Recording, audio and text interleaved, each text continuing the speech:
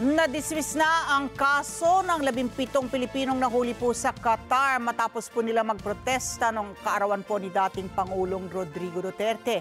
Ayon kay Palace Press Officer Undersecretary Attorney Claire Castro, personal na nakipag-usap si Pangulong Bongbong Marcos Jr. sa gobyerno ng Qatar para mapalaya ang mga Pinoy at napagbigyan naman.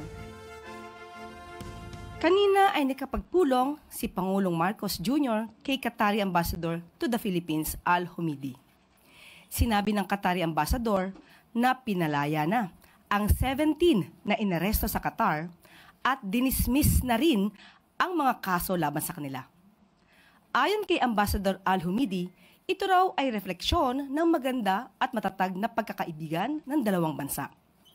Ang pagpapalaya ay bunsod ng utos ng Pangulong Marcos na tulungang makalaya ang DMW, ang na 17.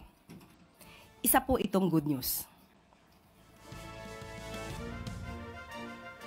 Noong nakaraang linggo, inihayag ng Department of Migrant Workers o DMW na binigyan ng provisional release ng gobyerno ng Qatar ang 17 Pilipinong naaresto dahil sa illegal assembly.